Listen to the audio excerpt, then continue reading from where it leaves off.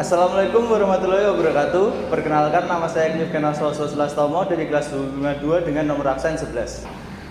Perkenalkan, nama saya Fahran Muhammad Fawas, nomor absen 15 dari kelas 20 MIPA 2. Perkenalkan, nama saya Muhammad Dinda Ramadhani, nomor absen 23 dari kelas 2020 MIPA 2. Di sini kelompok kami akan membahas materi tentang koloid. Apa itu koloid? Koloid adalah suatu campuran zat heterogen atau dua fase atau lebih, di mana partikel-partikel zat yang berukuran koloid atau fase terdispersi atau yang dipecah akan tersebar secara merata pada medium pendispersi atau medium pemecah. Dalam koloid terdapat dua jenis zat, yaitu zat terdispersi dan juga zat pendispersi.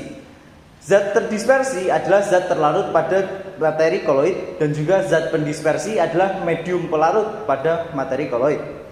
Koloid sendiri bisa dikelompokkan menjadi tiga kelompok besar, yaitu koloid yang berupa padatan atau sol, koloid yang berupa cair atau emulsi, dan koloid berupa gas atau buih.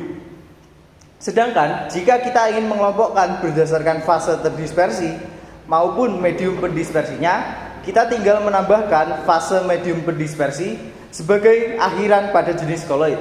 Sebagai contohnya, emulsi cair, buih padat, sol padat, dan lain-lain sebagainya.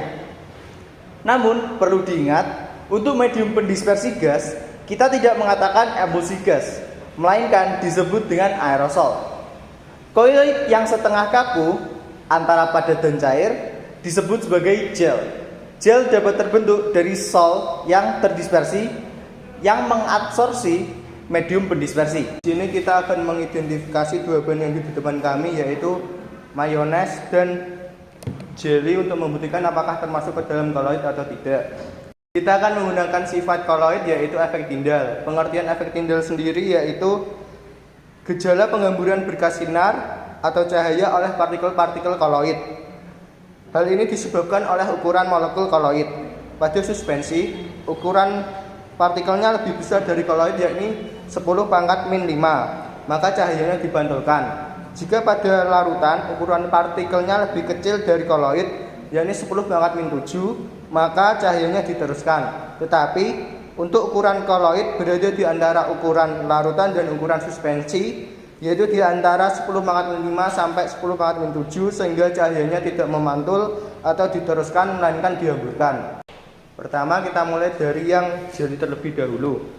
Dalam proses pembuatannya, jelly terbentuk dari struktur gel yang tercipta karena ketika dipanaskan di dalam air, molekul jelly dan air bergerak bebas. Kemudian saat didinginkan, molekul-molekul jelly merapat satu sama lain, memadat dan membentuk kisi-kisi yang mengurung molekul-molekul air. Kita akan melakukan percobaan efek Tyndall dengan bahan jelly. Dapat dilihat bahwa background hitam ini tidak tembus cahaya dan cahaya terang di bagian dalam toples ini. Maka jelly ini termasuk ke dalam koloid. Cahaya yang dihamburkan ini terjadi karena ukuran partikel koloid antara 10⁻⁵ sampai 10⁻⁷, sehingga cahayanya tidak memantul atau diteruskan, melainkan dihamburkan. Jelly ini termasuk ke dalam emulsi padat, di mana fase terdispersinya adalah cair berupa air dan medium pendispersinya adalah padat, yaitu serbuk jelly. Mayones merupakan emulsi minyak nabati dalam asam yang distabilkan oleh lecitin atau semacam lemak dan kuning telur. Berikut adalah praktek untuk memberikan efek Tyndall dari mayones. Dapat dilihat bahwa background hitam ini tidak tembus cahaya dan hanya terang di bagian dalam gelas saja. Maka mayones ini bisa dikatakan sebagai koloid. Cahaya yang dihamburkan ini terjadi karena ukuran partikel koloid di antara 10⁻⁵ nanometer sampai 10⁻⁷ nanometer, sehingga cahayanya tidak hanya memantul atau diteruskan, melainkan dihamburkan. Mayones termasuk dalam emulsi cair. Pada produk mayones, bagian yang terdispersi adalah minyak nabati, bagian yang mendispersi atau media pendispersinya adalah asam cuka atau lemon juice, dan bagian emulsifernya adalah kuning telur. Kuning telur merupakan emulsifier yang paling kuat. Terdapat sejenis bahan yang memiliki tingkat kesukaan terhadap air dan minyak sekaligus. Demikian video pembahasan terkait koloid, jelly, dan mayones. Jika ada kurang lebihnya mohon maaf. Terima kasih. Wassalamualaikum warahmatullahi wabarakatuh.